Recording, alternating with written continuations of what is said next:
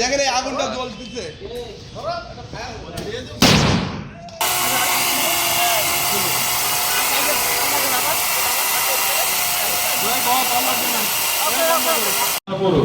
আমাদের ফ্যামিলিতে যারা আছে, আমার ফ্যামিলি, আমি একা না, আমার সংসার আছে সদস্য ভূমিকম্পে ক্ষতিগ্রস্ত না হয়। তো ভূমি অর্থ কি? মাটি।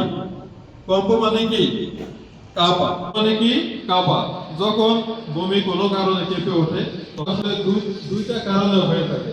একটা কারণ হলো প্রাকৃতিক, যে এখানে মানে করবে আমাদের দুইটা প্রতিবেশী ভারত পাকিস্তান, ওনাদের কিন্তু পারমাণবিক বোমা, বড় দেশগুলি পারমাণবিক বোমা বানাইছে।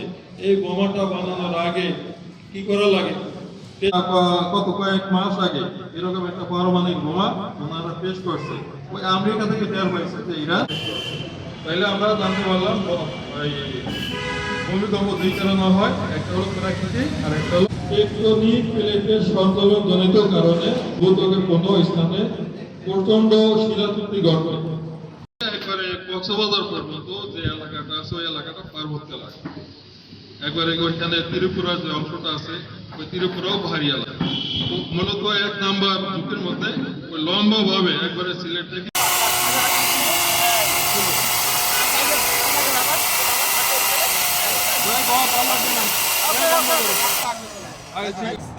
এটা হচ্ছে কারেক্ট, সেটা দিয়ে আমরা পানির বিভিন্ন করে থাকি, মনে করেন ফক করে থাকি।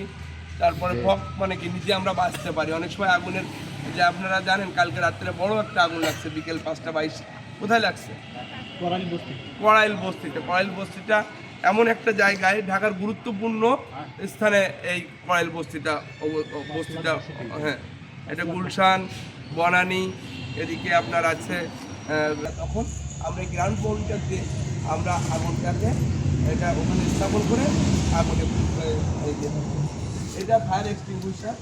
ফায়ার এক্সটিংগুইশারটা আপনারা জানেন স্থায়ী অগ্নি নির্বাপন পদ্ধতি।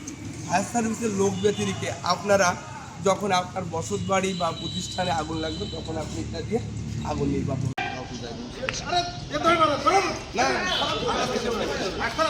দেখেন এই আগুনটা জ্বলতেছে।